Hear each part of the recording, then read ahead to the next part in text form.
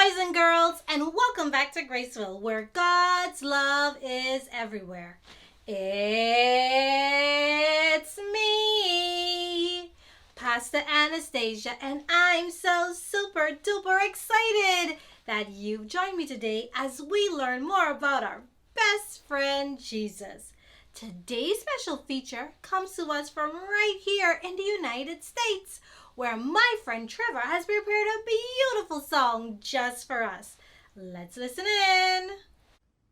This little light of mine, I'm gonna let it shine. This little light of mine, I'm gonna let it shine. This little light of mine, I'm gonna let it shine. Let it shine, let it shine, let it shine. Thanks, Trevor. That was amazing. Boys and girls, remember, if you want to share your gifts and talents for Jesus, please ask your parents or guardians to inbox me, and I'd be happy to share it with our friends.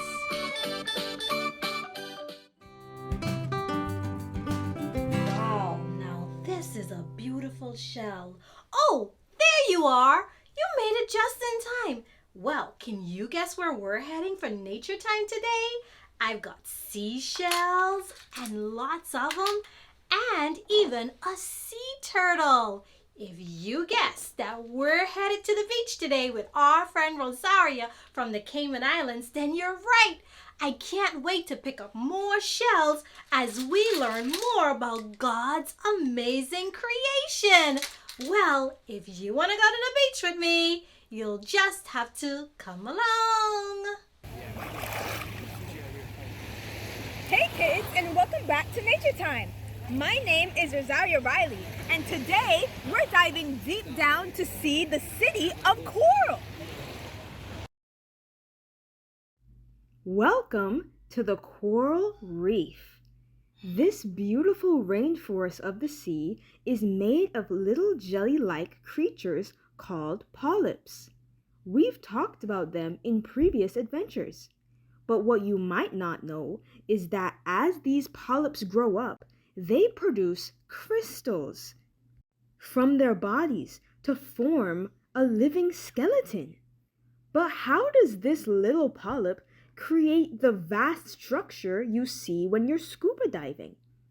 Easy. They make clones of themselves. Millions and millions of these clones sticking together to form large structures that look like solid rock. But these structures are actually made of many tiny creatures, just like the sea pen we talked about before. Coral comes in all different shapes, sizes, colors, and textures, but they all serve the ocean and community they're in. Take this sea turtle, for example. It's being chased by an angry shark. What can he do? Well, don't worry. He can hide in this piece of coral right here. That nasty shark can't get to him now.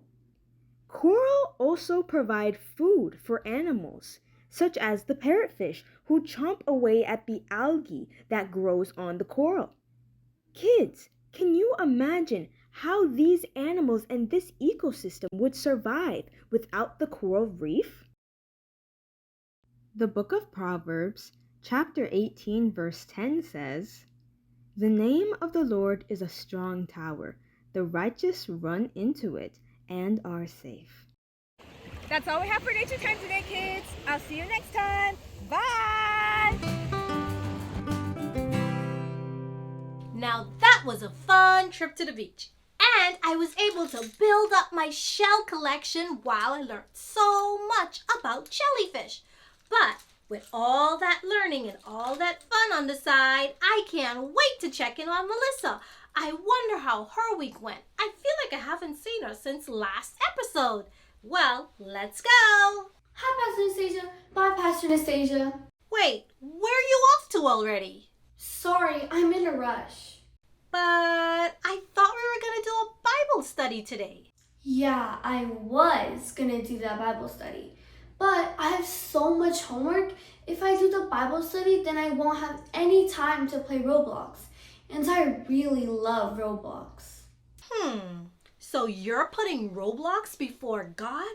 I get it. Games are fun. But remember, God wants us to put Him first in our hearts. When we put Him first and give Him our time, everything works out better. Even Roblox time. Wait a minute. That reminds me of our theme for this week, which simply says, Jesus comes first. Let me hear my friend Zay say it. Jesus comes first. And our memory verse is found in Matthew 6:33.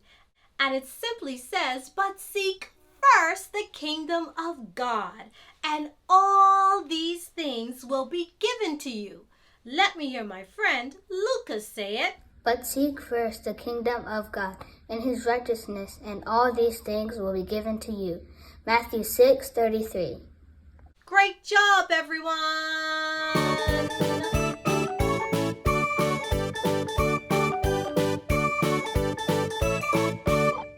It's not like I don't love Jesus.